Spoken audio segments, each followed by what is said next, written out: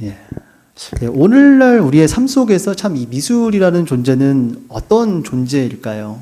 혹시 이 마지막으로 이 미술관에 가보신 적이 언제셨나요? 그리고 거기서 어떤 느낌을 좀 받으셨나요? 제가 처음 그 미술관을 간 때를 기억해 보면 좀 약간 위축된 마음이 있었던 것 같습니다. 왠지 조용히 해야 될 것 같고, 봐도 뭔지 모르겠고, 그 다음에 또 교양인을 위한 공간인 것 같은 느낌이 좀 들었습니다. 그래서 저 같은 좀 평범한 사람들에게 미술관은 좀 어울리지 않는 공간이라고 생각을 했던 것 같습니다. 그리고 아마 대부분의 사람들이 그런 생각을 가지고 있으리라 생각이 됩니다. 그러다 보니까 일반 사람들에게 있어서 미술은 우리의 삶과 괴리가 있는 어떤 것이 되어버렸습니다. 사실 이게 우리의 주관적인 느낌은 아닙니다. 제도적으로 봤을 때 이게 사실 PPT가 네네.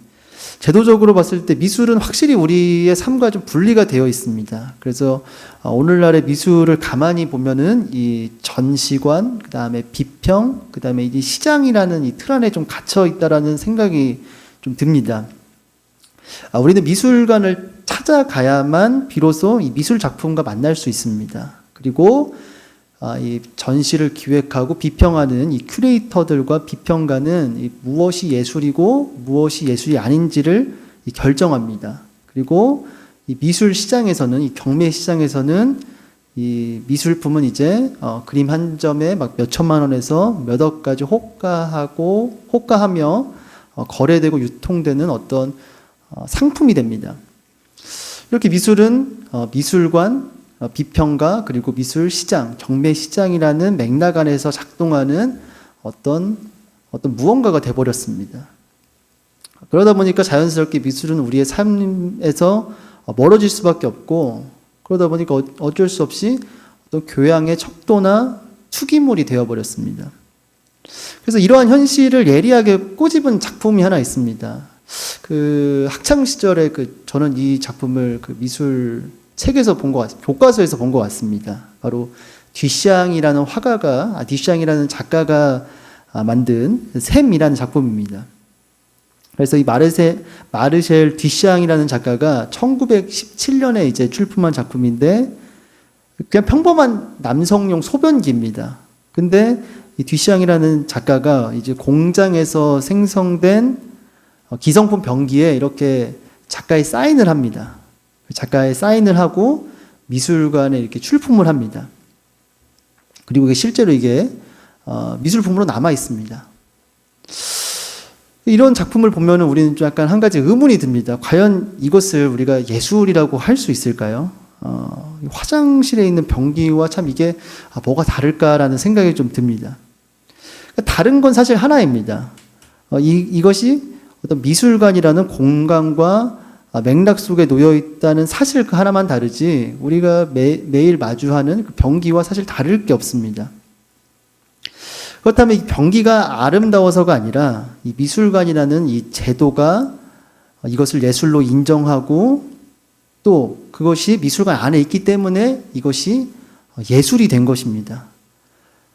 근데 이것을 거꾸로 생각하면은 미술관 밖에 있으면은 아무리 아름다워도 예술이 아닌 것이 되고 미술관 안에 있으면 그것이 때로는 난해하고 기괴해 보일지라도 어떤 예술이 됩니다. 그리고 아까 말씀드렸다시피 비평가가 이것을 예술이라고 인정을 하면은 그것이 예술이 되고 또 그것은 금전적으로 어떤 가치가 있는 또 투기 대상이 돼버립니다.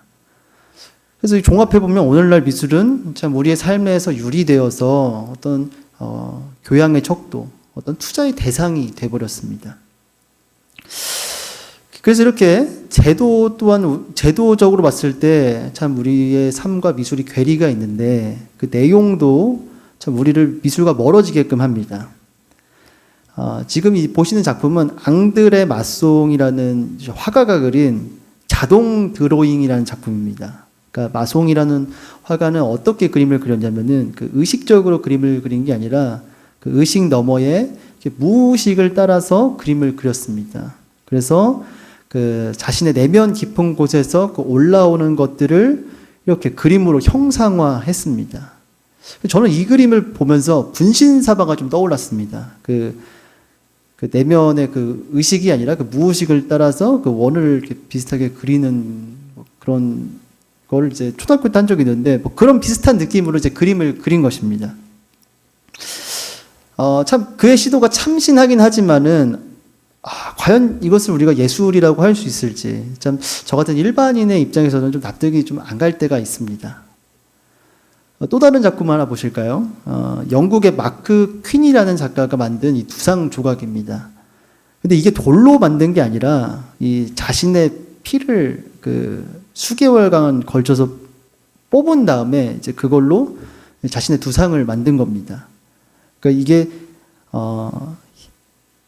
성인 체내 혈액의 총량에 해당하는 약 4.5리터의 피로 만든 자기 두상 조각이라고 합니다.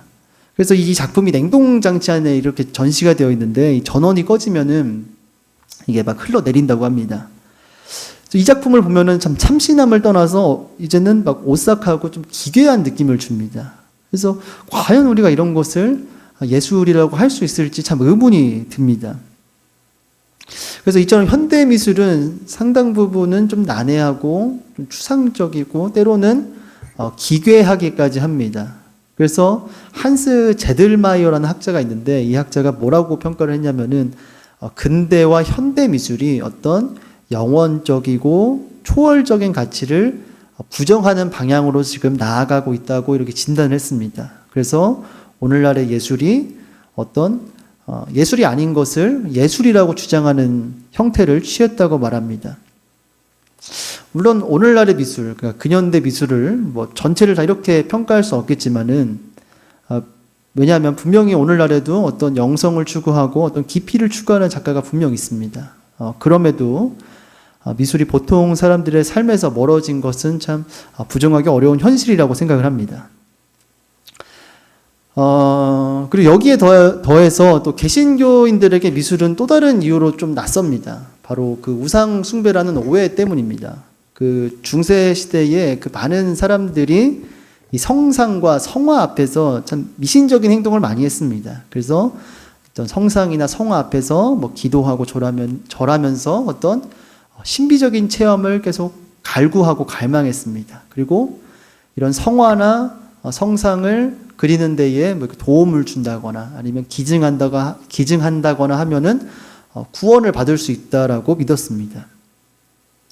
지금 이 보시는 작품이 그 이탈리아 파도바에 있는 그 스크로베니 예배당의 프레스코와 이렇게 벽에 이제 그려진 그림입니다. 조토라는 화가가 그렸고요. 이 그림은 최후의 심판이라는 그림입니다. 근데 이 그림 아래를 자세히 보시면 이렇게 어떤 한 인물이 교회 모형을 이렇게 바치고 있습니다. 제가 그 오른쪽, 그 왼쪽에 있는 부분을 좀 더 확대해서 오른쪽에 이렇게 가져왔는데요. 이렇게 교회 모형을 바치고 있습니다. 그러니까 이 그림에 등장한 사람이 누구냐면은 이 사람이 그 엘리코 스크로벤이라는 부유한 은행가입니다. 그런데 이 아버지가 좀 악명 높은 고리 대금업자였습니다. 그래서 그 아들인 엔리코가 야 이거 잘못하다 우리 아버지 지옥 갈 수 있겠다라는 그런 생각을 한 것 같습니다. 그래서 아버지의 죄를 속죄하기 위해서 이 예배당을 짓고 이 조토라는 화가에게 벽화를 의뢰를 한 것입니다. 그렇다면 이제 이 그림과 이 예배당 전체가 이제 마냥 순수한 동기로 지어진 게 아니라 어떤 속죄를 위해서 구원의 수단으로서 이렇게 그림을 그리고 예배당을 지은 것이죠. 그러니까 중세 시대에는 이렇게 그림을 그릴 수 있도록 후원하고 봉헌하는 것 자체가 어떤 구원과 밀접한 관련이 있었고 어떤 구원을 확실히 하는 어떤 수단이 이렇게 되어 버렸습니다. 그래서 이 종교개혁자들이 이 성화와 성상에 대해서 아주 강하게 경고를 한 것입니다. 그리고 그 유산이 오늘날 우리에게까지 이어져서 이 개신교인들에게는 좀 미술은 좀 낯설고 그 다음에 좀 어색한 그런 것이 되어버렸습니다. 그런데 사실 이 종교개혁자들이 그 미술 그 자체를 반대한 것은 아닙니다. 그 종교개혁자 장 칼뱅의 기독교 강요를 보시면은 그 미술은 하나님의 선물이다라고 이렇게 장 칼뱅이 직접 말하고 있습니다.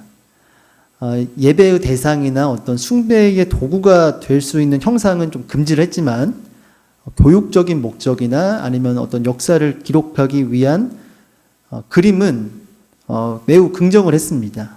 그래서 장 칼뱅은 주장하기를 미술은 하나님이 주신 선물이고 이 선물이 순수하고 또 합법적으로 사용해야 한다는 것이 이 칼뱅의 입장이었습니다. 또 나중에 또 자세히 살펴보겠지만 마틴 루터도 미술에 반대하지 않았습니다. 그래서 종합해 보면 종교개혁자들이 지적한 것은 그 미술을 잘못 사용하는 거, 미술의 오용이지 사실 미술 자체를 반대한 것은 아닙니다.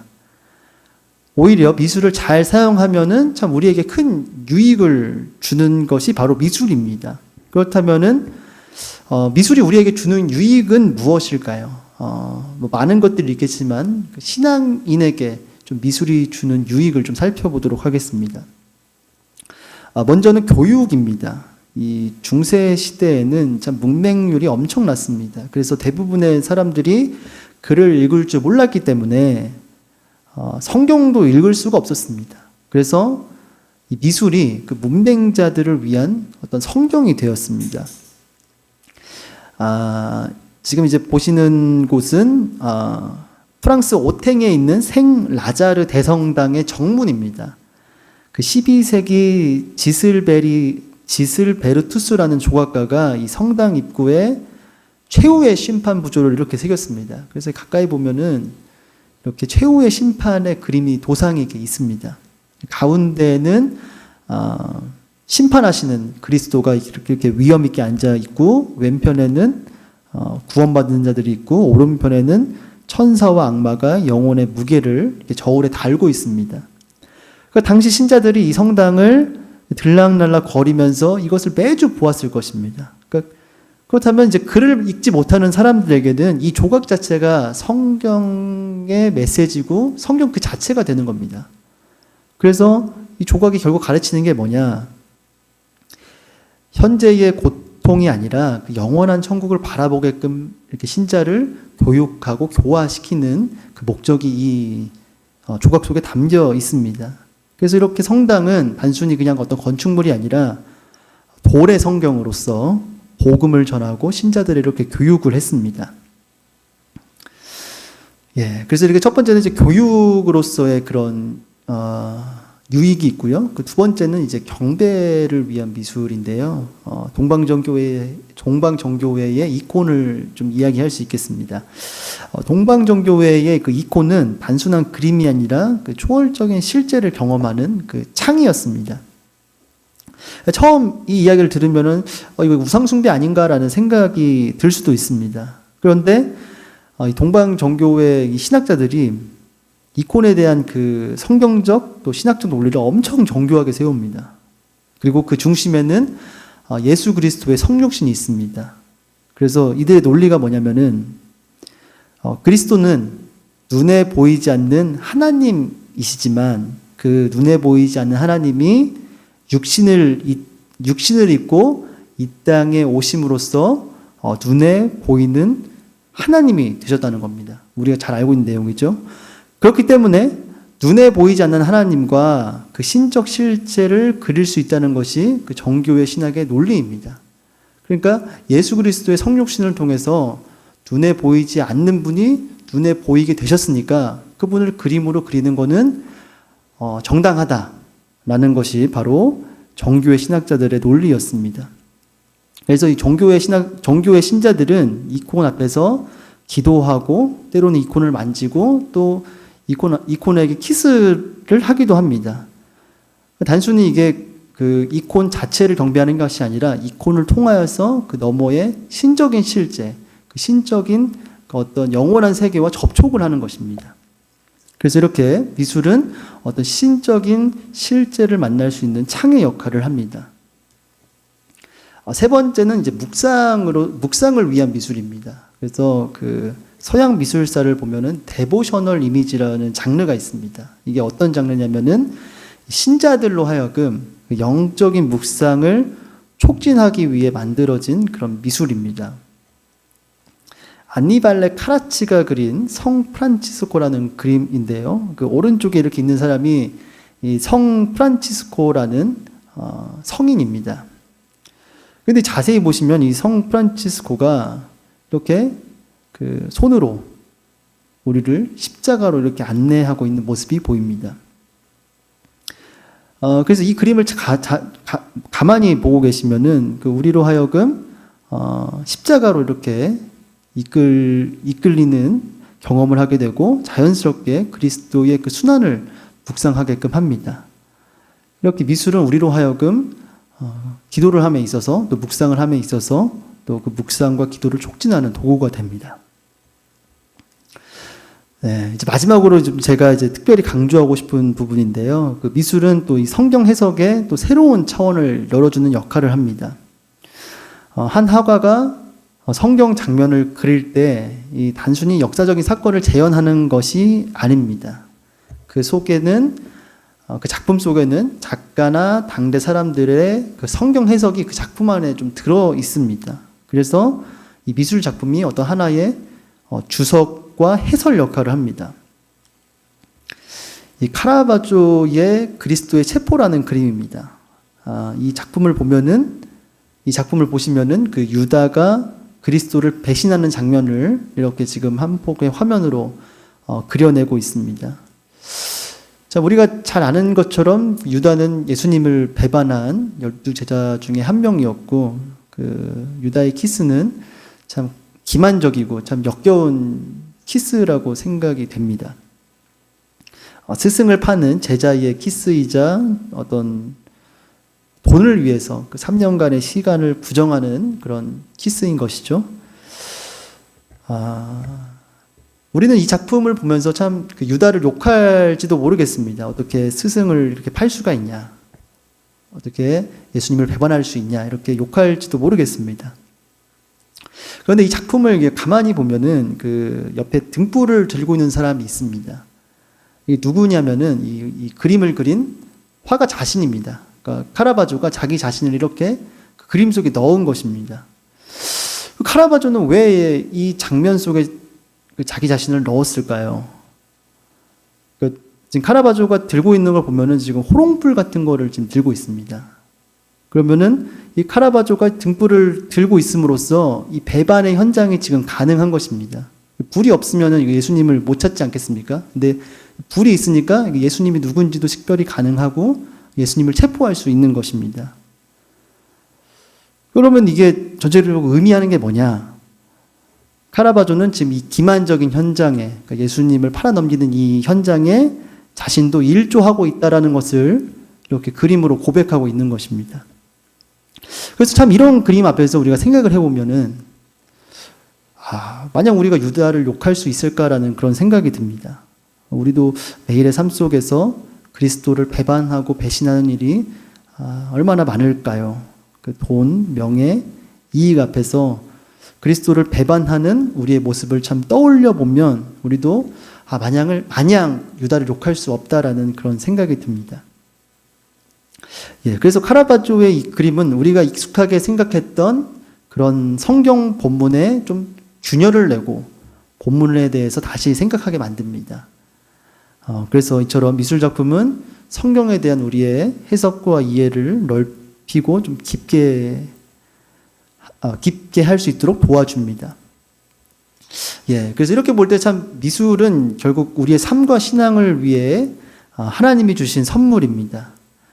그렇다면 이 강의의 목적이 사실 좀 분명해집니다. 그러니까 어떤 미술을 좀 아는 척 하려고, 그 다음에 좀 교양 있는 그리스도인을 만들기 위해서 사실 기획한 것은 아닙니다. 제가 바라는 방향은 삶과 신앙으로부터 좀 유리되어 있는 이 미술을 다시 우리의 삶과 신앙으로 되돌리기 위해서 어쩌면 좀 이 강의가 시작되었다라고 말할 수 있겠습니다. 어떤 엘리트의 전유물이 아니라 투기 대상으로서의 미술이 아니라 또 어떤 교양의 척도로서의 미술이 아니라 정말 삶과 신앙을 위한 미술,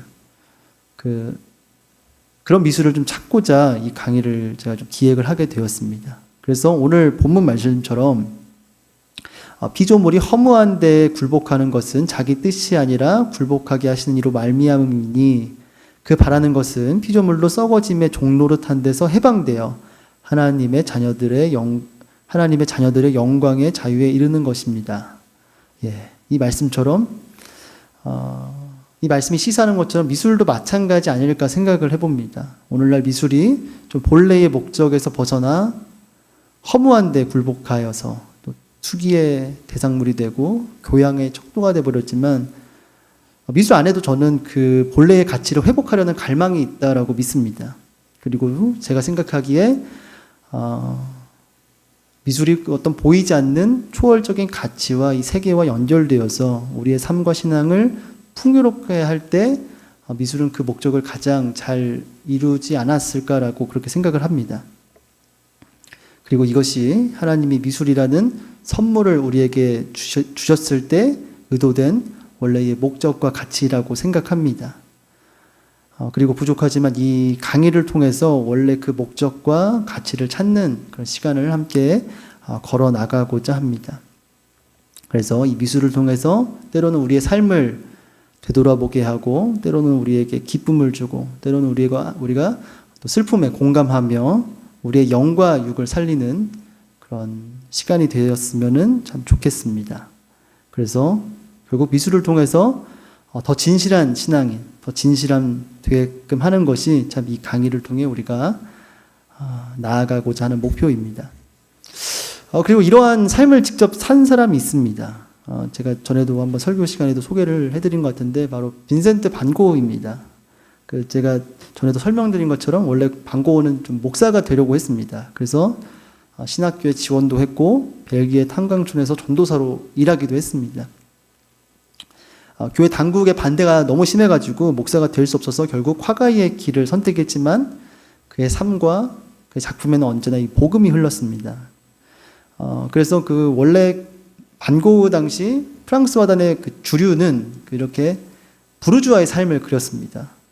그래서 인상주의 화가들이 대부분 다 야외의 햇살 아래서 그 여가를 즐기는 사람들, 이런 파티, 무도회, 아름다운 풍경을 그렸습니다. 그런데 이 빈센트 반 고흐는 캔버스를 들고 파티장이나 무도회장에 간 것이 아니라 가난한 농민에게로 갔습니다. 그래서 감자 먹는 사람들, 이렇게 하루 먹고 하루 사는 이 농민들의 거친 손을 그렸고 또 고된 노동 속에서도 꿋꿋이 씨를 뿌리는 사람들을 그렸습니다. 반 고흐에게 있어서 예술은 다른 사람을 위로하고 공감하기 위한 하나의 수단이었습니다. 그래서 그에게 미술은 어떤 미술관에 걸기 위한 미술, 자랑하기 위한 미술이 아니라 정말 그 어떤 사람을 위한 미술이었습니다. 이처럼 미술을 우리 삶과 신앙으로 다시 가져올 때 미술을 통해서 우리의 삶은 더욱더 이렇게 풍성해지고 더 진실해지며 초월적 실제에 조금 더 가까이 가리라 믿습니다. 그래서 자신에게 진실해지고 타인에게 진실해지며 하나님에게 진실해지는 것, 이것이 바로 미술의 진정한 목적, 미술이 우리에게 주어진 그 하나님의 선물의 진정한 목적이 아닐까 생각해 봅니다. 그래서 오늘 강의 내용을 좀 적용하면서 한 가지 작품을 설명해 드림으로써 오늘 강의를 좀 마치고자 하겠습니다. 지금 보시는 이 작품은요, 15세기 플랑드르 화가 얀 반 에이크가 1436년에 그린 작품입니다. 얀 반 에이크 하면은 그 유화를 처음 발견한 화가입니다. 그림을 자세히 보시면은 가운데에 아기 예수님과 아기 예수님을 안고 있는 성모 마리아가 있고 왼쪽과 오른쪽에 성인 2명이 있습니다. 그래서 왼쪽에는 성 도나투스가 있고 오른쪽에는 성 조지가 이렇게 있습니다. 그래서 지금 이 작품은 예수님과 마리아, 그 다음에 두 성인이 이렇게 모여있는 굉장히 성스러운 인물들이 함께 모여있는 그런 작품인 것이죠. 그런데 그 옆에 그 흰 옷을 입은 한 인물이 이렇게 무릎을 꿇고 있습니다. 흰 옷을 입고 지금 무릎을 꿇고 있는 이 사람은 바로 이 그림을 후원자 판데어 팔레라는 성직자입니다. 그래서 근데 자세히 보시면은 판데어 팔레가 그 손을 한번 보실까요? 그 왼손에는 그러니까 손에는 그 펼친 기도서가 있고 그 위에 안경이 있습니다. 근데 그 눈을 좀 자세히 보시면은 그 성인들이나 예수님을 그 똑바로 보는 것이 아니라 좀 뭔가 이렇게 허공을 응시하는 것 같습니다. 그래서 눈에 초점이 살짝 빗나가 있습니다. 좀 약간 의문이 드는 장면인 거죠. 왜 화가는 후원자였던 이 판데어 팔레의 눈을 왜 이렇게 그렸을까요? 이것이 과연 의미하는 게 뭘까요? 판데어 팔레는 15세기를 살았던 사람입니다. 근데 자세히 살펴보시면 이 아까 말씀드렸던 두 성인, 성 조지와 성 도나투스는 1000년 전 사람들이고 예수님과 성모 마리아는 1세기 사람들입니다. 그래서 잠깐만 생각해 보면 사실 이 그림이 사실은 말이 안 되는 그림입니다. 15세기 사람과 그 이전의 세기를 살았던 사람들, 1세기를 살았던 마리아와 예수님이 한 공간에 있을 수가 없습니다, 사실. 그렇다면은 이 장면은 도대체 어떤 장면일까요? 많은 학자들이 결론을 내린 게 바로 뭐냐면은 이거는 영적인 환시의 장면, 어떤 영적 비전의 장면을 이렇게 그림으로 그렸다라고 설명을 합니다. 그렇다면 우리가 이제 아까 그 눈에 초점이 빗나가고 이 안경을 내려놨다는 의미가 이제 선명해집니다. 그러니까 판데어 팔레가 지금 기도서를 읽다가 안경으로 대변되는 이 육신의 눈을 내려놓았을 때 그때 이제 믿음의 눈이 열린 것입니다. 그리고 믿음의 눈으로 바라봤을 때 육신의 눈으로는 절대 볼 수 없었던 그리스도와 성도들이 이제 함께 하는 것을 지금 보게 되는 것입니다. 제가 이거 학교에서 이제 수업을 들은 내용인데 저는 이거를 들으면서 온몸에 좀 소름이 돋았습니다. 이렇게도 표현을 할 수 있구나. 우리가 늘 들었던 믿음의 눈으로 바라보자라는 그런 클리셰 같은 구호가 이렇게 정말 참신하게 그림으로 표현될 수 있구나라는 생각이 들면서 좀 많이 소름이 돋았던 좀 소름이 돋았습니다. 예, 그러면서 이 작품을 좀 묵상하면서 좀 그런 생각을 가지게 되었습니다. 우리의 기도회가 좀 이런 자리가 되었으면 좋겠다라는 생각을 좀 가지게 되었습니다. 자, 우리가 육신의 눈으로 우리의 삶과 현실을 보면 참 답답할 때도 있고 좀 한숨이 나오는 때도 있습니다. 그러나 이 판데어 팔레가 육신의 눈을 내려놓았을 때, 그리고 믿음의 눈으로 바라보았을 때 그 주변에 성도들과 그리스도가 함께 있었던 것처럼 우리도 우리의 눈이 아니라 믿음의 눈으로 우리의 삶을 바라볼 때 우리 옆에는 성령으로 함께 하시는 그리스도가 우리와 함께 하시고 또 보이지 않는 성도들이 우리와 연결되어 있다는 것을 보게 될 것입니다. 이것이 바로 그리스도의 약속이고 또 우리가 매주 사도신경으로 고백하는 성도의 교제입니다. 예, 판데어 팔레가 이 안경을 내려놓고 믿음의 눈으로 바라보았던 것처럼 오늘 이 기도회에서 육신의 눈을 내려놓고 믿음의 눈으로 앞을 바라보는 시간이 되기를 소망합니다. 그리고 언제나 우리와 함께 하시는 그리스도를 붙잡는 시간이 되기를 진심으로 축복합니다.